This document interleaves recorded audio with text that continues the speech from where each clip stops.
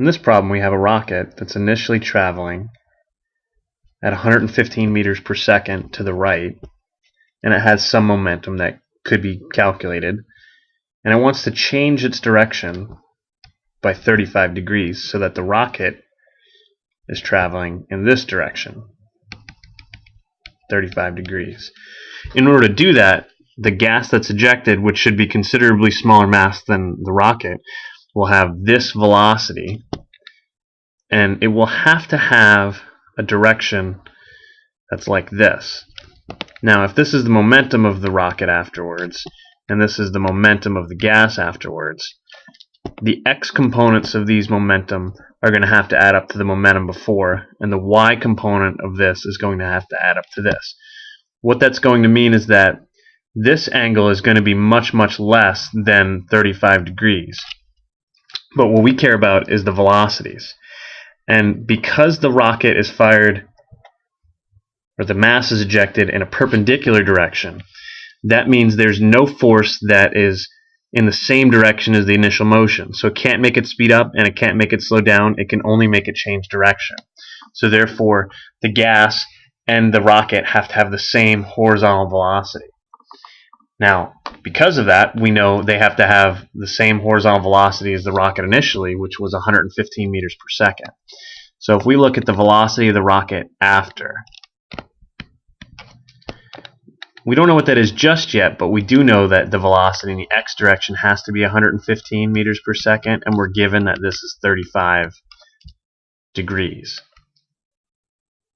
And then we want to know what the velocity is in the y direction, because we're going to need that to calculate the momentum.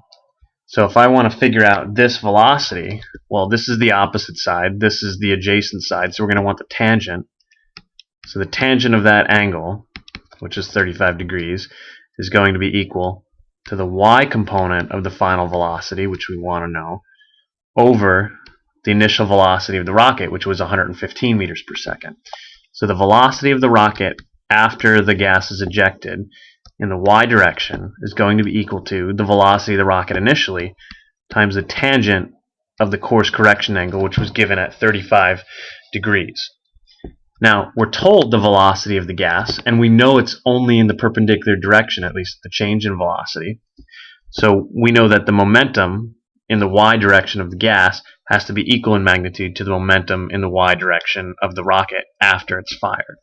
So let's take the rocket to have a mass of m before the mass is ejected, and afterwards to have a mass of m minus little m, where m is the mass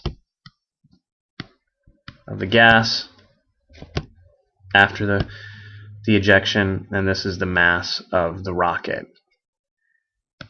after the ejection. So the momentum of the rocket afterwards is going to be given by m minus little m, because that's the amount of mass that's left over, times the velocity in the y direction afterwards, which we found was v tangent of theta, and that has to be equal to the mass of the gas, little m, times the velocity of the gas, which is given in the problem as 1750 meters per second.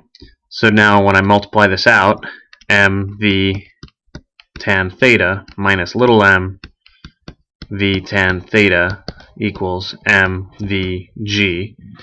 And we're solving for little m, so I'll bring this over here.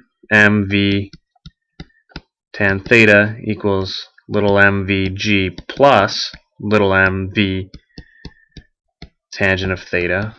Factor out the little m, vg plus big V, which is the initial velocity of the rocket before anything happened, times tan of theta.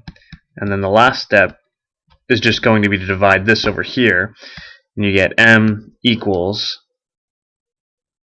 big M, the mass of the rocket before the ejection, times the velocity of the rocket before the ejection, times the tangent of the course correction angle, over the velocity of the gas, which was given, plus the velocity of the rocket before, times the tangent of the course correction angle.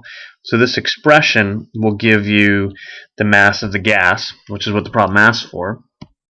So plugging in the numbers, that's going to be 31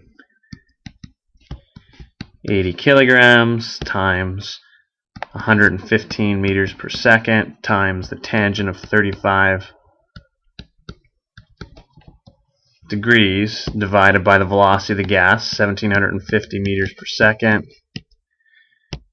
plus 115 meters per second times the tangent 30 degrees, and when I put that in my calculator I get, which gives me, when I plug it in my calculator, 140 kilograms.